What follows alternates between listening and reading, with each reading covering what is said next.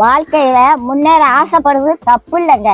எதையாவது பண்ணி எப்படியாவது முன்னேறிடணும் அப்படின்னு நினைக்க கூடாது. அப்படி நினைச்சா ஏதாவது சிக்கல்ல மாட்டிக்கிடுவோம். கடவுள் உங்களை ஏத்த வேலையில உயர்த்த வருங்க. சில பேரு எப்படியாவது காசு பணத்தை சம்பாரிச்சிடணும், அப்பதான் வயசான காலத்துல நிம்மதியா உட்கார்ந்து சாப்பிடலாம்னு நினைப்பாங்க.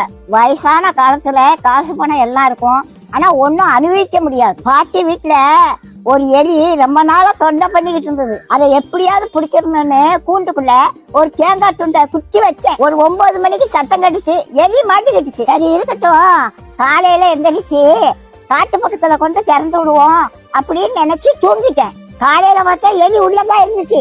ஆனா அந்த தேங்காய் துண்டை அதை நக்கி கூட பார்க்கலங்க. எப்படி வச்சானோ அது அப்படியே இருந்துச்சு. ராத்திரி முழுவதும் உள்ளதான் இருந்துச்சு. அந்த தேங்காய் துண்டை திங்கலாம்ல, அதுக்கு மரண பயம் வந்துட்டு அதனால தேங்காய் துண்டை திங்கிறதுக்கு மனசு வரல. அதுக்கு தேங்காய் துண்டை விட நம்ம உயிர் பிழைச்சா போதும்னு அது இருந்துச்சு. அதே மாதிரிதாங்க காசு பணத்தை சேர்த்து வச்சாங்க. கடைசி காலத்துல ஒன்னையும் அனுபவிக்க மாட்டாங்க. லட்டை பார்த்த உடனே வாயில எச்சி வரும், ஆனா டாக்டர் சொன்னது ஞாபகத்துக்கு வரும், லட்டை தின்றாத சுகர் ஏறி போயிரும் அப்படின்னு சொல்லியிருக்காங்க. ஆசைப்பட்ட ஒரு லட்டை திங்க முடியல, காசு பணம் இருந்து என்ன செய்ய? கடவுளோட ஆசீர்வாதம் இருந்துச்சுன்னா கடைசி வரைக்கும் நல்லா சாப்பிடலாங்க. நாளைய தினத்தை குறிச்சு கவலைப்படாதீங்க. அந்தந்த நாளைக்கு அந்தந்த நாளோட பாடு போதுங்க. இன்னைக்கு சாப்பாடு கொடுத்த கடவுள் நாளைக்கு சாப்பாடு கொடுப்பாரு. நீதி நேர்மை உண்மை உத்தமமா மட்டும் வாழுங்க. கடவுள் ஒரு நாளும் உங்களுக்கு ஒரு குறையும் வைக்க மாட்டாங்க. நம்ம எப்படி சம்பாதிக்கோங்கிறத கடவுள் பார்த்துக்கிட்டே இருக்காருங்க.